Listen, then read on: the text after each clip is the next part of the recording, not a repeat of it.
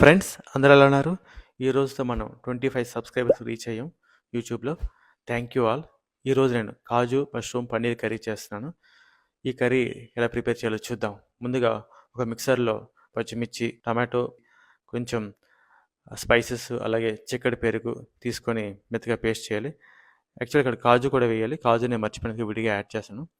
ఈ కాజుని ఏంటంటే ఒక 30 మినిట్స్ గోరువెచ్చటి నీళ్ళలో నానబెట్టేసి తర్వాత మనం మిక్సీ పడితే అది కొంచెం బాగా సాఫ్ట్గా పేస్ట్ అవుతుంది. సో ఈ పేస్ట్ అంతా రెడీ అయిపోయిన తర్వాత పక్కన పెట్టుకోవాలి. నెక్స్ట్ ఒక కడాయిలో కొంచెం ఆయిల్ వేసి అందులో కొంచెం కాజు వేసి గోల్డెన్ కలర్ వచ్చి ఫ్రై చేయాలి.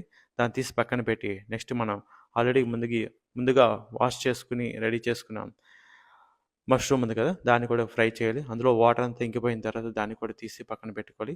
నెక్స్ట్ ఆ కడాయిని క్లీన్ చేసి అదే కడాయిని మళ్ళీ కొంచెం హీట్ చేసి అందులో ఆయిల్ వేసి అందులో కొంచెం ముందుగా కట్ చేసుకున్న ఆనియన్ వేస్తాం. ఆనియన్ కొంచెం గోల్డెన్ కలర్ వచ్చిన తర్వాత అందులో అల్లం వెల్లుల్లి పేస్ట్ వేస్తాం కొంచెం, ఒక స్పూను. అది కొంచెం బాగా ఫ్రై అయిన తర్వాత ముందుగా మనం రెడీ చేసుకున్న పేస్ట్ వేస్తాం. ఈ పేస్ట్ కూడా బాగా కుక్ అయిన తర్వాత ఇందులో మనం కొంచెం స్పైసెస్ కూడా యాడ్ చేసుకుని ఉప్పు, కారం, పసుపు, కొంచెం గరం మసాలా యాడ్ చేస్తాం. దాంతోపాటు మనం ముందుగా ఫ్రై చేసి పెట్టిన కాజుని, మష్రూమ్ని వేస్తాం. ఇక్కడ నేను పన్నీర్ కూడా వేస్తున్నాను. చాలామంది పన్నీర్ ఏంటంటే కుక్ చేసినప్పుడు అది కొంచెం హార్డ్ అవుతుంటుంది.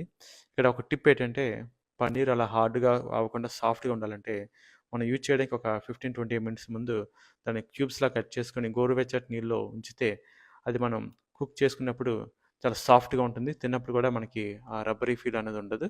సో నేను ఏంటంటే ఆల్రెడీ ఈ పన్నీర్ని కొంచెం గోరువెచ్చని నీళ్ళు పెట్టేసి ఉంచాను. నేను డైరెక్ట్గా వాడేస్తున్నాను ఇందులో.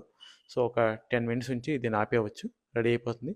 ఈ కర్రీ అనేది మనకి రైస్తోనే బాగుంటుంది, చపాతీతో ఇంకా చాలా బాగుంటుంది. సో నెక్స్ట్ వీడియోతో మళ్ళీ కలుద్దాం. అంతవరకు బాయ్.